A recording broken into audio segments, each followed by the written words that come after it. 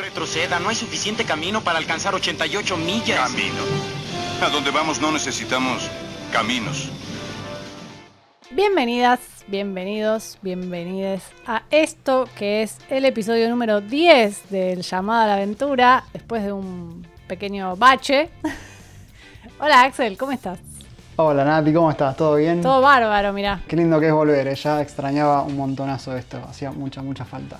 Es terapéutico para mí. Re. Pero bueno, la vida, ¿no? La vida de pandemia, de los laburos que están empezando a volver, de las facultades que damos. La vida se complota para que se retrase, pero aquí estamos, de vuelta. Exactamente. Ha sido un año complicado, entonces hay veces que las agendas se complican. Pero bueno, intentaremos mantener el ritmo. Y aparte, viste que fin de año es como que cualquiera que le preguntes algo te dice, no estoy a 1000. Y le preguntas, ¿pero qué? No sabe, la gente no sabe, pero está a 1000 siempre. Es como, no, estoy muy enquilombado. Es cierto eso, tal cual. Bueno, por eso.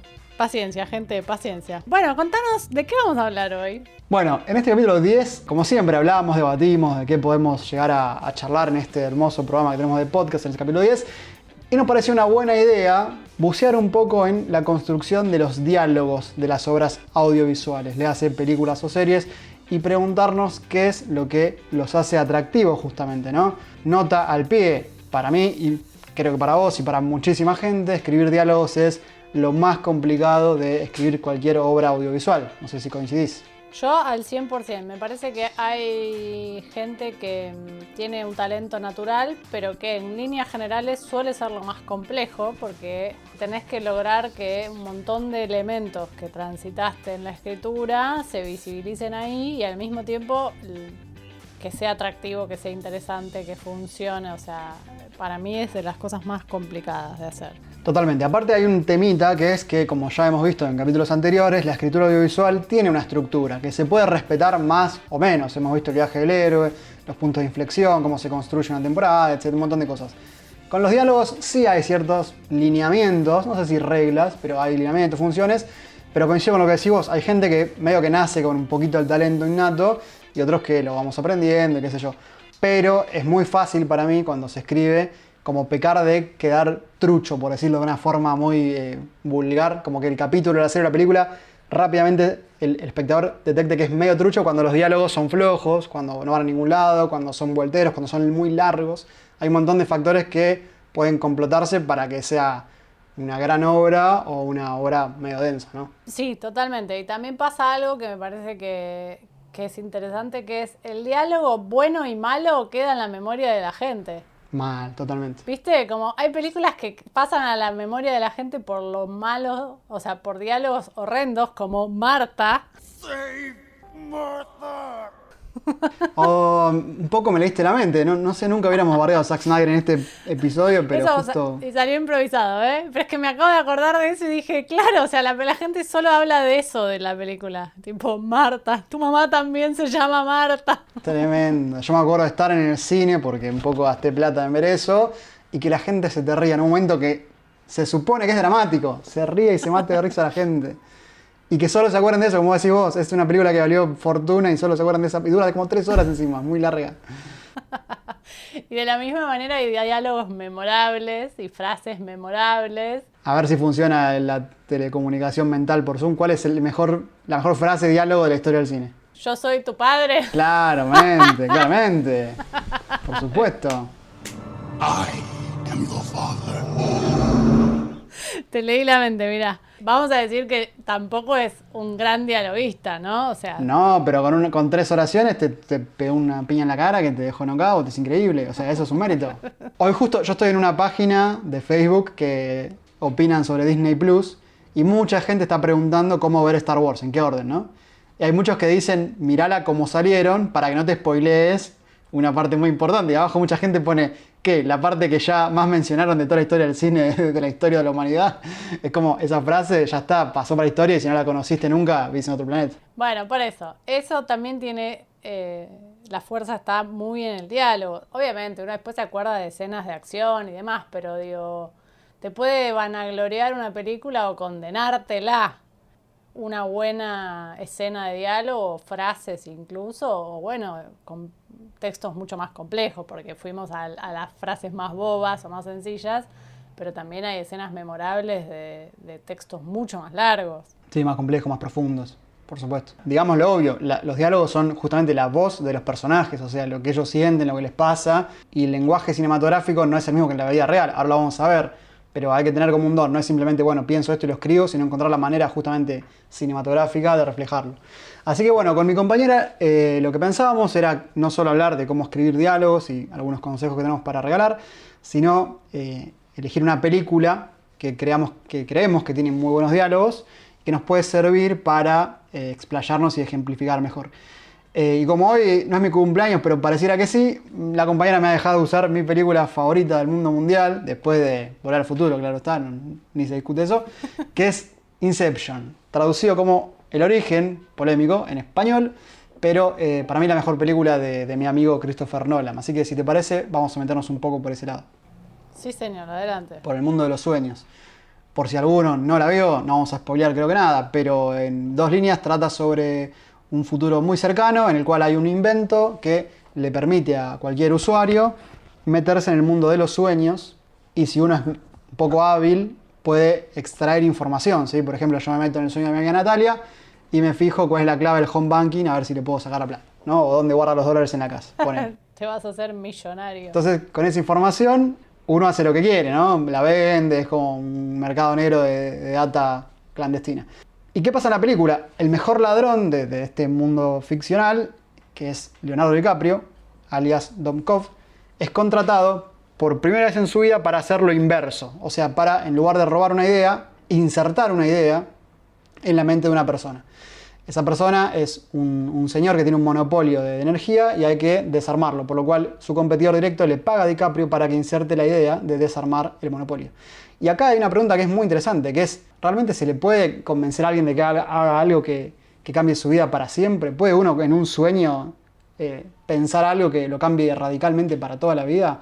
Bueno, una película para mí es genial, si no la vieron, los invitamos a verla y nos vamos a concentrar hoy un poco en los diálogos. Bueno, unos consejitos para entrar en calor. Creemos que es muy importante en el mundo de los diálogos dosificar la información, ¿no? Hay una regla que es medio de oro, que es que menos es más. En la vida real, digamos, todos sabemos más o menos cuándo empezamos una conversación, pero no cómo termina o cuándo termina. Pero en la ficción no funciona así, en el cine tampoco. Cuando escribimos sabemos perfectamente, porque somos los autores, somos los reyes de ese mundo que estamos inventando, sabemos cómo va a terminar y por lo tanto tenemos que encontrar la manera de que suene atrapante al oído, ¿sí? Con diálogos que tal vez en la vida real serían insoportables. Yo siempre me acuerdo de Lost, ¿no? Que somos acá fanáticos. Lost tenía unos diálogos que en la ficción, en la serie, en la pantalla eran impresionantes, pero si en la vida real alguien te hablara de esa forma, todo el tiempo misterioso, todo el tiempo ocultando información, todo el tiempo haciéndose el gil, es para pegar una piña, es desesperante. Entonces eso solo funciona en la ficción, no hay chance de que funque en la vida real. Bien. Más que me quedé pensando en algún buen diálogo de Lost, porque hay muchos, pero en realidad solo puedo pensar en una frase escrita que es "It's not Penny's boat". Así que nada, siga. Por ejemplo, Locke. Si vos tenés un amigo que todo el tiempo te habla como Locke, con enigmas, con información sesgada, es para matarlo. O sea, Locke solo funciona... No, pero yo ahí sería Jack todo el tiempo, lista para cagarlo a trompadas. O sea, siempre del lado Claro. Jack de la historia. Hablame bien, decime para dónde voy, para qué lado voy, cómo salgo de acá. El loco siempre con enigmas parecía, no sé, el acertijo de Batman.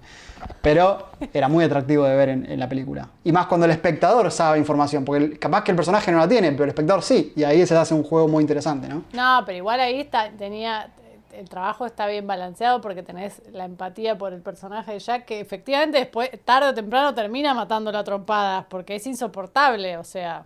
Se sacó las ganas. Pero igual, obvio, ojo que eran todos así, ¿eh? Después el dios de la isla también era así, nadie se salvaba de esas cosas misteriosas. Pero bueno, en los diálogos de la ficción siempre hay finalidades y nunca hay palabras inocentes. O sea, nunca decimos nada que no vaya a ningún lado, ¿no? Cuando escribimos, la meta siempre es que la historia avance hacia algún lugar. Y si se estanca, es una decisión autoral. O sea, por algo estancamos un poco la historia. De hecho, tal es así que muchas veces cuando uno escribe diálogos que después resulta que no sirven ni para una cosa ni para la otra, vuelan, o sea... Exacto. Es lo primero que vuela en la sala de montaje. Exacto. Todo lo que nosotros no resolvamos como guionistas lo va a volar o el productor, porque le va a salir caro porque se llama la escena, o el montajista porque va a tener ganas y no le va a importar nada, así que doy fe de que es así. Por eso, y está bien que así sea, porque cuando el diálogo no aporta nada, sobra. Por eso el director no tiene que estar en la isla de montaje, lo he aprendido con el tiempo. Spoiler, todo lo que vamos a hablar hoy, lo que estamos hablando y lo que vamos a hablar, proviene de libros de varios autores, pero sobre todo de nuestra querida Rosa Schott, y que le mandamos un beso, y de Robert McKee, otro autor que consultamos bastante. Exactamente.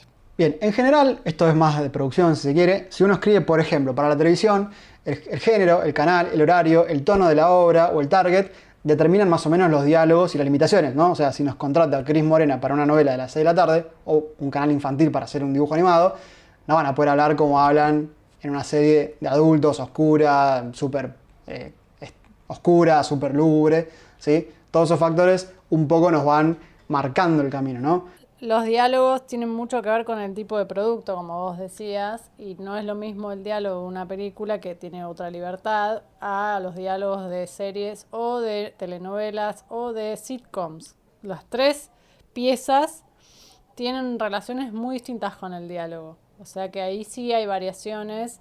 No todos los diálogos se escriben igual, sino que lo primero que uno tiene que saber es qué tipo de producto está haciendo. Exacto. Además del target, ¿no? Que vos planteabas recién.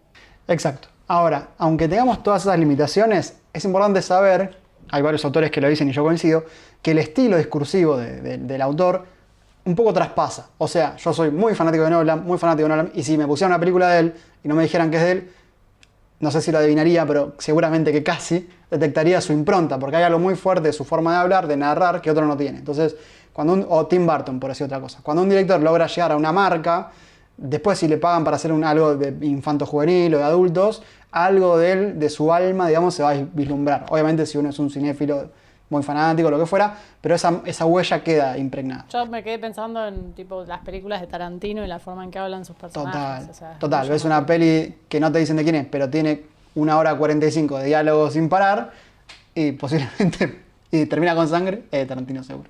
Ah, sí, no hay sangre, por ahí es Woody Allen, ojo. Por ahí es Woody Allen, claro. Pero si termina con alguien desangrándose, degollado, del amigo Tarantino. Bien, los diálogos siempre deben ser dinámicos y caracterizantes, o sea, el diálogo, como decíamos, tiene que ir hacia algún lugar, no puede estancar la historia, idealmente. Y caracterizante significaría que cada personaje habla de una forma diferente. ¿Sí? Imagínense lo aburrido que es, o que sería, ver una serie, una película en la cual todo el elenco habla de la misma manera. Y la vida real no es así. En la vida real cada uno tiene su forma de hablar, y es muy interesante el ejercicio, que yo lo he hecho muchas veces, de leer una sola oración, o una sola pregunta, o lo que fuera, con diferentes tonos de voz, con diferentes matices, y cómo nos pasa en la vida real, ¿no? En la vida oral o por WhatsApp. Nos habrá pasado quizás alguna vez a nosotros. De mandar un mensaje que capaz se malinterprete, que es un tono medio hostil o algo que en realidad nada que ver. Pero lo que pasa es que una misma oración puede ser, digamos, recitada de varias maneras y tener cargas muy diferentes. Sí, total. Por eso el texto escrito es problemático en la comunicación. Exactamente. Hay que mandar cuando es un tema importante o algo que puede ser medio malinterpretado, manden un audio. Ese sería mi consejo para la vida. Yo no sé si estoy tan de acuerdo con eso porque vos te abusás de los audios, pero dale. Bueno, vamos a reformular. De 20 segundos. Hasta 20 segundos, más no. Pero si hay una chance de que no se entienda bien, manden audios. Siempre se ahorran problemas de esa forma. Yo cada día lo compro más. Y como decía mi compañera, ¿no? En el cine el diálogo se centra en ser realista y yo diría que más mínimo, no más pequeño. Porque uno está sentado en una butaca con una pantalla gigante, que puede ser la del IMAX, donde cada mueca, cada gesto, cada pequeño detalle del rostro puede hablar mucho más que las palabras. Y coincido con vos. En la televisión es totalmente al revés. La TV es un dispositivo. Ahora yo creo que casi nadie la ve, pero por lo menos hasta los 2000 por ahí era algo diseñado para mirar mientras uno hace otra cosa, mientras cocina, mientras lava los platos, lava la ropa. Entonces es muy común ver telenovelas en las cuales, por ejemplo, están en un funeral y los personajes dicen, che, se murió tal, estamos acá todos re tristes. Entonces, de esa manera se comunica al espectador lo que es obvio, lo que en realidad está viendo la imagen. Claro, por eso decía que depende del producto, cambia la forma en que tenés que escribir diálogos, porque las tiras diarias o las telenovelas, las que tienen emisión de toda la semana, están hechas para que la gente vea 10 minutos concentrado y el resto esté haciendo otra cosa. Entonces todo lo tienen que explicar, porque uno escucha más de lo que ve. Por eso en un funeral te avisan que estás en un funeral, porque por ahí vos ni te fuiste a bañar, qué sé yo, lo escuchás desde el baño. Es medio radioteatro la telenovela. Y aparte, capaz que es estebanés, y si no te avisa que está triste, no te enterás, es todo un lío bárbaro. Claro, tal cual. La serie está pensada para una atención un poco más exclusiva, entonces tiene diálogos histórica, o sea, en la última década hay productos televisivos serie muy interesantes, como Game of Thrones, por ejemplo. La primera temporada tiene unos diálogos increíbles, después va perdiendo calidad a medida que avanzan las temporadas, es clarísimo. Cuando abandonan el libro, se hunden. O sea, si vos comparás la primera temporada, tiene unos diálogos brillantes, y la última es tipo un horror. O sea, Dios, ¿qué pasó? Pasó que se quedaron sin libros, eso fue lo que pasó, y que el gran dialoguista evidentemente es George Martin y no los autores de la serie. Termina de hecho diciendo, para eso vine, ¿no? Un personaje que 2 minutos antes decía, no quiero hacer nada de esto, o sea, nada, ni lógica, ni coherencia, todo nada. es un horror. Pero bueno, están pensadas como productos donde uno les presta más atención, y después en otro tipo de piezas como las situation comedies, que son comedias de situación basadas fuertemente en el trabajo de diálogo, tienen como muchísimo peso lo que se llama el ping pong ese rápido en la construcción del diálogo también. Consejo, te lo doy a vos. Nada, mentira, que te doy el consejo yo. Pero bueno, escribir, siempre. Escribir, aunque lo que te parezca que estás escribiendo sea horrible, porque es la única forma de destrabarte. O sea, los diálogos, como decíamos, son muy difíciles de escribir y uno puede escaletear, preescaletar, decir, bueno, acá va a pasar esto, acá va a pasar lo otro, pero es muy complicado a veces encontrar la voz del personaje que estamos inventando. El personaje es un invento, es una extensión nuestra, de los autores. Y algo que a mí me gusta siempre decir en las clases es que nos sacamos cuando escribimos como la moral, la ética que nos domina siempre, y liberamos. Entonces un personaje puede decir algo que nosotros nunca jamás diríamos, y eso es un desafío, ¿no? O sea, un personaje puede estar muy de acuerdo con nosotros mismos y otro puede estar totalmente en contra. Entonces todo eso tiene una voz, una forma de redactarse, una forma de recitarse. Yo me acuerdo siempre, y siempre lo cito a un compañero nuestro, colega, Rodo Cerviño, le mandamos un beso, que dice: sentate a hablar con tus personajes, a preguntarles qué les pasa. Eso que parece medio esquizofrénico es muy útil. O sea, preguntarle a tu personaje, qué le da miedo, qué le preocupa, qué nunca haría, si mataría a alguien, a quién votó, o sea, un montón de cosas, preguntas random, hace que uno encuentre como ese espíritu, esa esencia, y que le encuentre la voz sobre todo. Así que para mí siempre es bueno escribir, aunque parezca que no lleva a ningún lado lo que estamos haciendo, va a destrabar cosas, va a sacar cosas y a liberar otras. Así que ese es un pequeño consejo que me parece que está muy bueno. Estoy de acuerdo, 100%. Los diálogos hay que escribirlos, después les reescribís, pero primero hay que bajarlos. Hay algo interesante, a veces sirve como para... A mí me divierte mucho hacer este ejercicio cuando veo algo que me gustó, y me salta muchísimo cuando no me gusta, que es identificar, los diálogos tienen funciones, un poco como decíamos antes, hay 2 temas. Cuando uno aprende a escribir guión y hace todo un proceso creativo, el diálogo es el último paso, o sea, darle voz a los personajes es la última parte del proceso, y es interesante detectar que hay distintas funciones para ese diálogo. ¿Para qué sirve saber esto? Para entender qué funcionalidad le puedes dar a la hora de escribir, qué tipo de diálogos estás trabajando, para analizar productos y detectar un poco buenos manejos de distintas funciones. Sería como las 2 opciones. Las funciones del diálogo son 5, sin orden de jerarquía, pero un poco sí. La primera de las funciones es el diálogo como generador de acción dramática. Esto quiere decir, los diálogos obviamente sirven para que la historia avance, ¿no? El ejemplo más claro sería, hay una bomba acá, ¿no? Corramos. Bueno, eso va a hacer que la historia avance hacia alguna parte. O la otra, se viene el apocalipsis. O, ¿no? Y así. Tipo, te engaña tu mujer. Son líneas de diálogo que hacen avanzar la historia hacia algún lado. Obviamente lo que acabo de decir es muy poco sutil, se puede trabajar la sutileza, pero esa sería la función número 1. ¿Cómo podemos, o cuál es el ejemplo que podemos identificar en la película que trajiste? Bien, en Inception por supuesto que hay varios, porque creo que este tipo de funciones en el diálogo es una de las más comunes. Muchas de las frases que dicen hacen que la historia vaya hacia adelante todo el tiempo, pero para mí la más importante, entre comillas, y es debatible, es cuando Saito, que es este empresario, le ofrece a DiCaprio, a Domkov, hacer el Inception, o sea, hacer una inserción, sería traducido al español más fiel, que es insertar una idea dentro de la mente de su principal competidor, que es Cillian Murphy, de Peaky Blinders, ¿no? Insertarle la idea de destruir la empresa de su padre, algo que, como decía antes, nunca se hizo. Y acá, digamos, queda clarísima la función. Si este diálogo no hubiera sucedido, La película se cortaba literalmente ahí, se terminaba a los 20 minutos.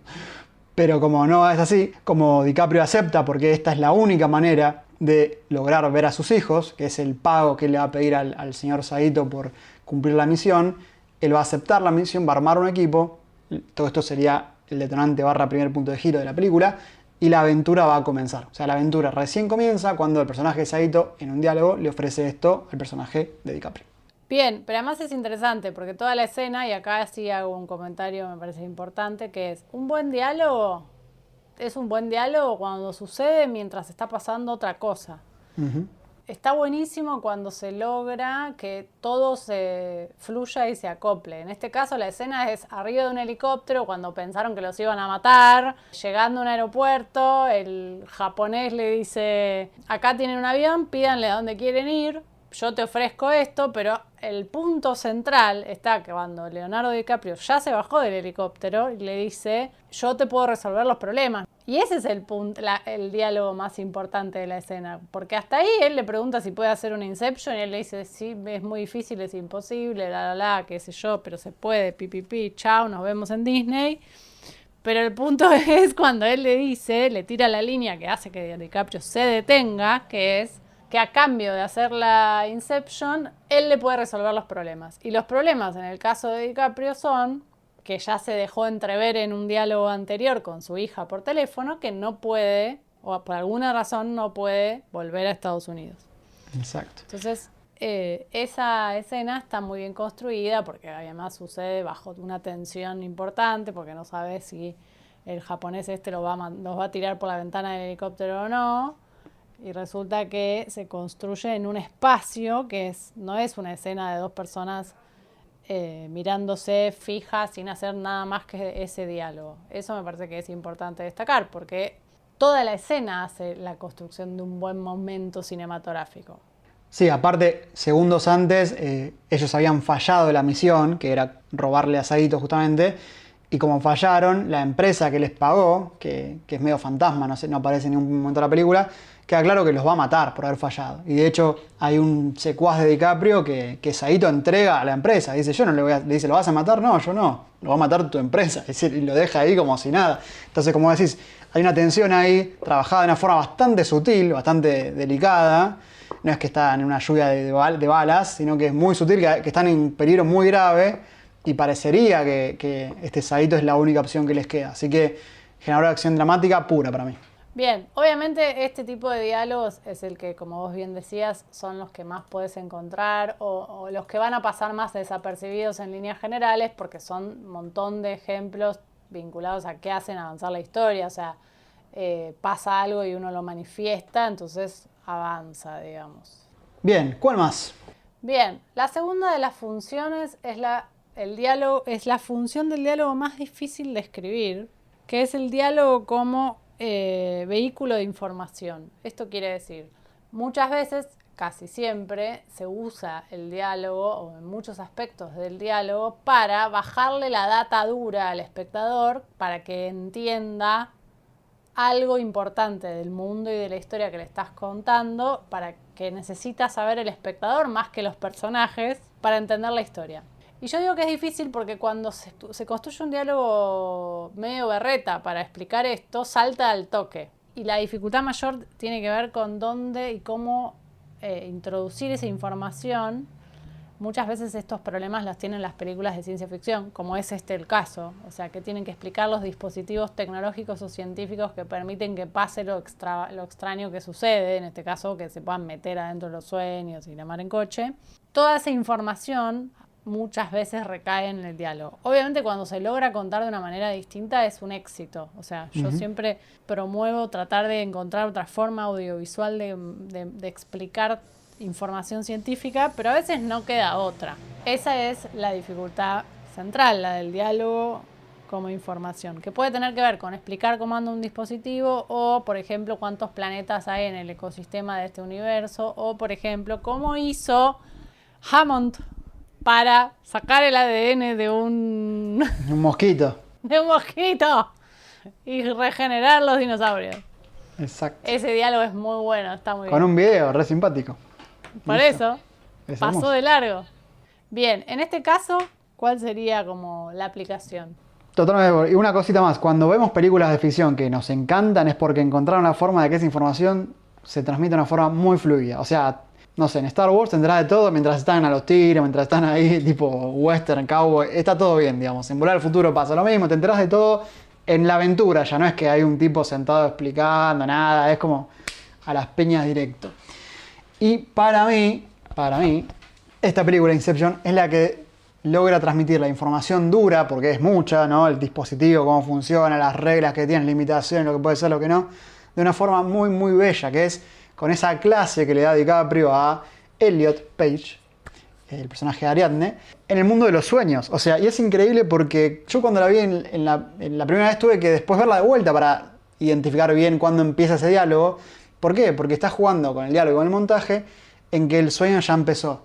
Y dicen una frase muy buena que es: ¿vos te acordás el principio de un sueño?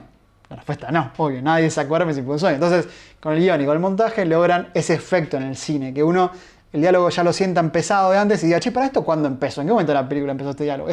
Parece impresionante. Y ahí le explica, caminando con ella, como si fuera una clase, pero extremadamente didáctica, y mostrándole a cada paso que dan, cómo ella puede, cómo ellos pueden modificar el mundo de los sueños, en una escena que yo creo que ya quedó para la historia, que es cuando doblan como el mundo y queda el piso en el techo, una cosa de locos, impresionante, o cuando ella genera ese pasillo infinito con los espejos. Todo lo que ellos necesitan saber está explicado en diálogo, como vos decís, a veces hay que hablar, no queda otra, ¿cómo explicas esto si no es con la voz? Es imposible. Claro. Pero qué aburrido hubiera sido si era una clase con un profesor y un pizarrón, ¿no? Entonces, la forma que encuentran Nolan acá es que sea acción pura, acción física mezclada con la dramática y con la información. Y encima de todo, no es solo DiCaprio el que da la clase, sino que en un momento él como que sale como de cuadro y aparece el personaje de Joseph Gordon-Levitt, Arthur, que le explica cómo hacer una escalera de Penrose y demás, y todo el tiempo lo vemos, todo el tiempo estamos viendo la explicación. Así que para mí es como una escena que vería miles de veces porque me encanta y me parece sumamente bella. Bueno, en oposición a esa escena, y creo que el rasgo central es el movimiento, hay una escena que yo nunca, que me parece que es necesaria, pero que es un poco pegoteada, digamos, de otra película de Nolan, que es Interstellar, que es la escena de la explicación del agujero de gusano, donde el flaco dobla el papel y él atraviesa una virome y vos decís, este personaje está en esta nave espacial solo para explicarnos esto. Sí, es un montón. Que además no se entiende porque se supone que son todos científicos y ya saben qué están haciendo ahí. Toda esa escena es para que el espectador sepa lo que van a hacer ahí. Y como Totalmente. es quieta, estática, en una nave con una virome y un papel, no tiene el mismo efecto. Yo siempre me la acuerdo porque me parece como floja en ese sentido. Bueno, voy a hacer una pavada enorme, pero no sé si vos te acordás de un capítulo de Doctor House que le hacen un documental, que están grabando como un video documental en el hospital de él, de un caso de él, y él todo el tiempo bromea con la cámara, y hay un chiste ahí de los guionistas, que en un momento House tiene que explicar algo que es muy largo del caso, y dice, caminemos y que la cámara me siga, porque caminando parece que la acción avanza hacia adelante, porque voy a hacer un diálogo muy largo. Entonces eso yo cuando vi me estallé de risa, porque es claramente un guiño hacia los guionistas, sin duda. Totalmente, de hecho, el otro ejemplo en oposición que a mí siempre me parece brillante, y espero que no me contradigas porque te echo, que es el de el piloto de Battlestar Galactica, que abre con un plano secuencia donde vas presentando a todos los personajes mientras escucha que el almirante Adama dice, hace 45 años tuvimos una guerra, y te va bajando un montón de data dura que vos tenés que saber, pero como todo es un plano secuencia sin cortes y se va cruzando con otros personajes que lo saludan, interrumpen la conversación, queda como fluida la data, o sea, pasa, te queda como rebotando en el cerebro porque pasan 1000 cosas en el medio. Y un poco es eso que vos decís de House, o sea, funciona porque camina, porque si estuviese quieto leyendo el discurso te pegás un tiro. No te voy a discutir nada porque no quiero que me eches. No.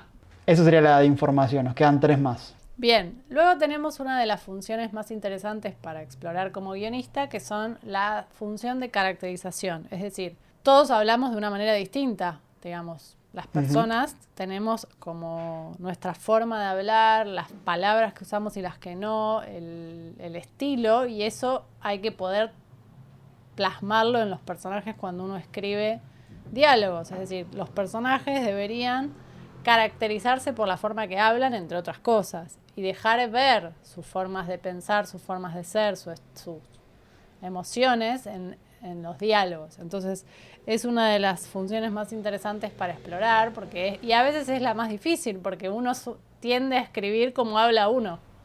Entonces, totalmente. El ejercicio de escribir y luego deshacerse de uno mismo y darle voz a los personajes es un poco la que cumple esa función.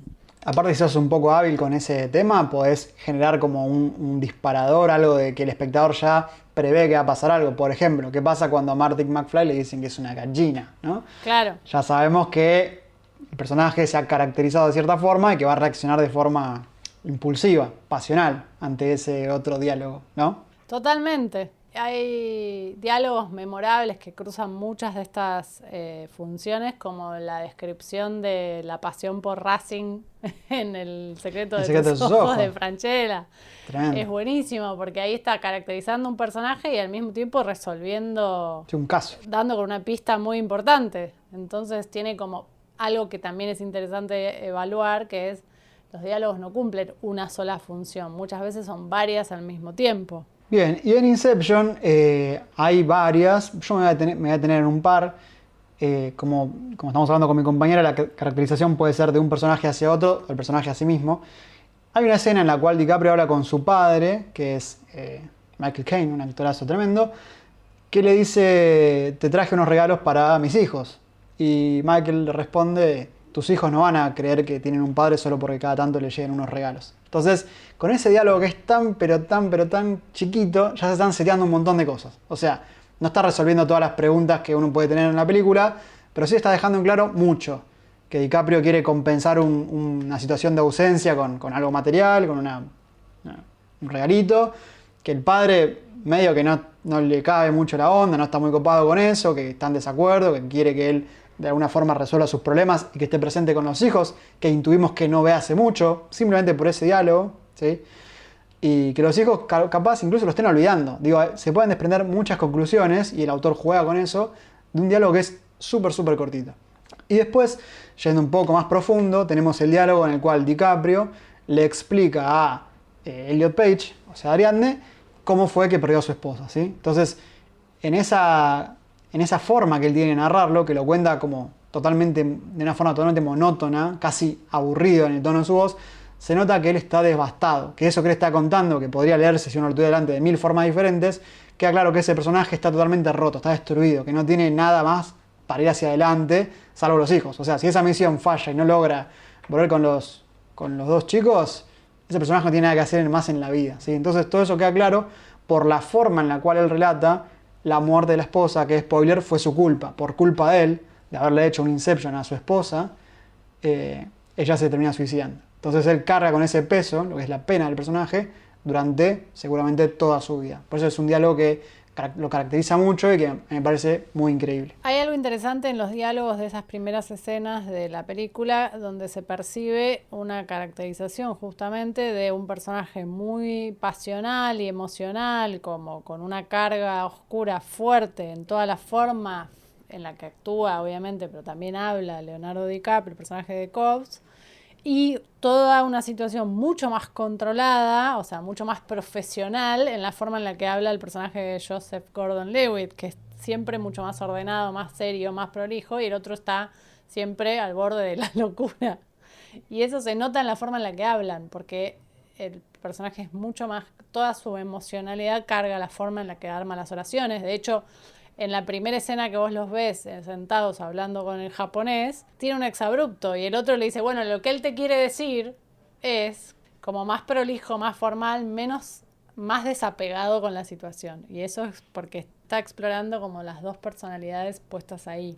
De hecho, me viene genial lo que acabas de decir. Hay una escena en la cual, seguro te acordarás, cuando llegan al sueño de Cillian Murphy y empiezan a los tiros, o sea, cuando queda claro que su subconsciente está entrenado para defenderse.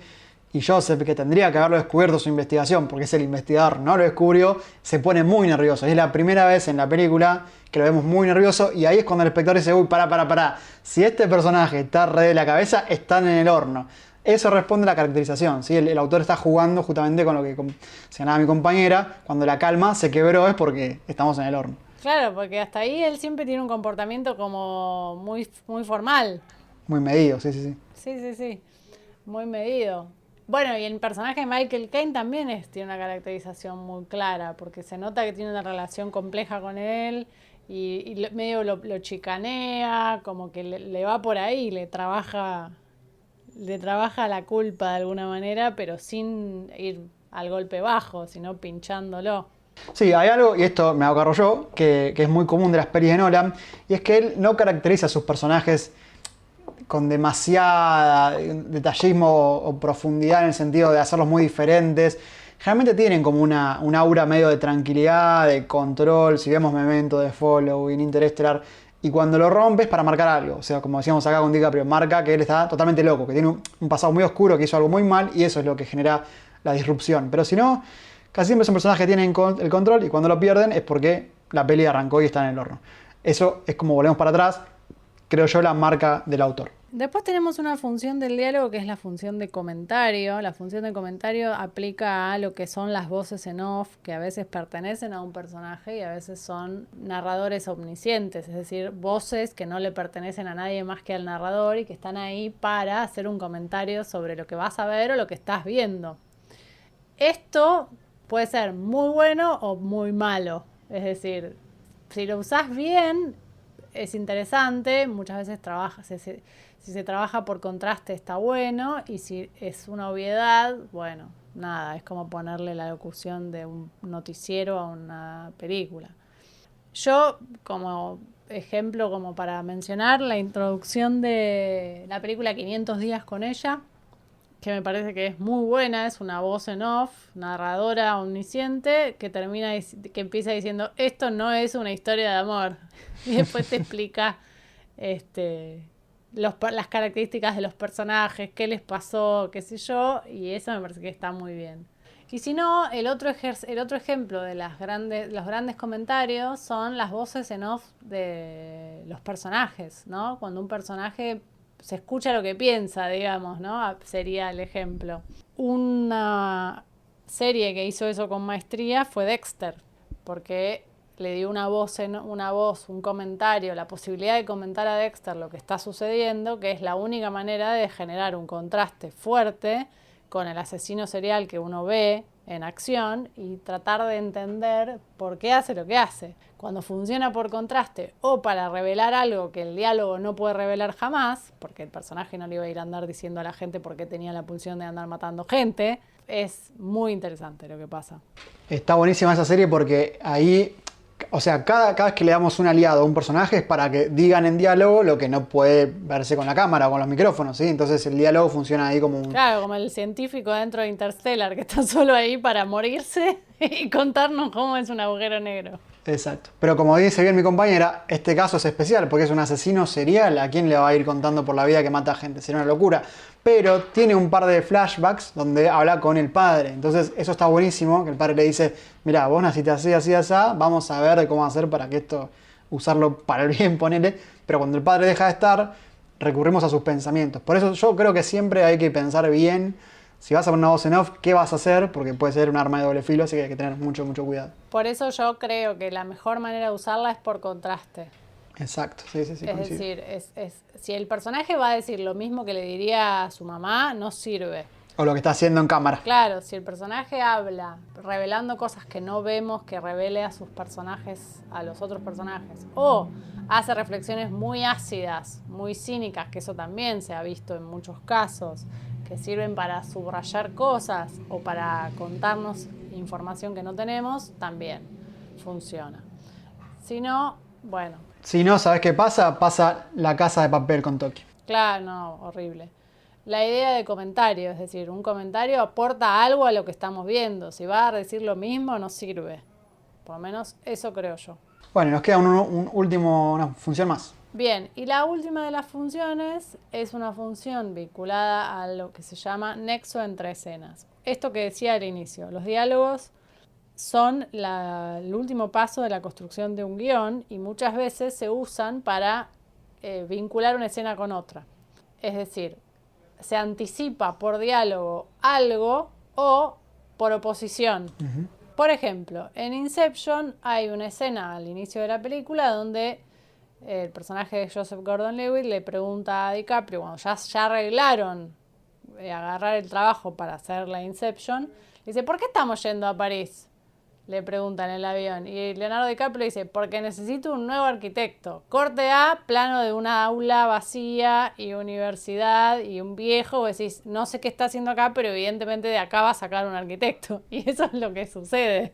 O sea, ese diálogo explica por qué la siguiente escena es en una universidad donde se ve que hay un espacio de educación, que además está re bien aprovechada porque aprovecha a presentarte un personaje que es importante. Bien podría no haber sido así, pero bueno, o sea, está claro que de ahí el espectador ya sabe que lo que va a extraer es un arquitecto, y de hecho es lo que sucede porque cuando le presenta al personaje de Ariadne. Sí, y de hecho pegada a esa hay otra, porque DiCaprio habla con el padre, le dice lo que acabamos de mencionar, de que los hijos no lo van a querer solo porque les mande regalitos y qué sé yo, y él le hablan, y él le pregunta, bueno, mira, vine a buscar algo, necesito un arquitecto. Le dice, ¿tenés a alguien que sea igual de bueno que yo? Y le responde el padre, no, tengo a alguien mejor. Corte a plano de Ariadne caminando por las escaleras. Listo. Hasta el espectador que no haya leído nunca un libro de guión en su vida y que no le interese nada el guión, entiende la secuencia. No hace falta más explicaciones que eso. Es como la magia que tiene el cine anexada. Bien, eso funciona así por oposición. Es decir, si un personaje termina una frase diciendo, una escena diciéndole a otro personaje, que esto se ve muchísimo en el policial. Me avisaron que tengo que ir al forense, y cuando corta la escena el personaje está entrando en un salón de strippers, me estoy inventando, ¿no? Evidentemente por oposición decís, che, le mintió, o sea, devela una mentira porque dijo una cosa y vos estoy viendo otra. De cualquier manera son diálogos que construyen un nexo entre las dos escenas, por oposición o por afirmación. Depende de cómo se construya, uno sabe si te lo están afirmando o no. Entonces, esas 5 funciones que uno puede analizar en cualquier película que interactúan entre sí son las que nos ordenan un poco a los autores a la hora de pensar qué estoy haciendo con cada diálogo. Bien, y si te parece, para ir cerrando, vamos a enunciar rápidamente algunos problemas que humildemente detectamos a la hora de escribir diálogos para que el posible escritor que esté oyendo tenga en cuenta a la hora de redactar. Lo digo rapidito, problemas de literalidad. Que digan exactamente lo que estamos viendo en la pantalla o lo que es obvio. Digo, volvemos a lo mismo, ¿no? Están en un velorio, se murió alguien, no hace falta explicar nada, digamos. Están llorando con lentes de negro, con lágrimas en sus ojos, están tristes, listo. No hace falta que nadie lo diga, que nadie en la escena diga nada relacionado a eso. Porque como decíamos antes, menos siempre es más. Si la imagen puede contarlo, el diálogo no tiene nada que hacer ahí, ¿sí? Problema de literalidad. Problemas de diálogo de autor, lo que decíamos también antes, cuando los personajes hablan todos iguales. Todos habremos visto series o películas en las cuales todos los personajes parece que son robots, que son clones, y nadie tiene una voz disociativa, nadie piensa diferente, nadie se expresa diferente, todos reaccionan igual al mismo problema, y ahí es donde radica el aburrimiento. Cuando algo nos aburre, puede tener que ver con que todos en un punto hablan igual.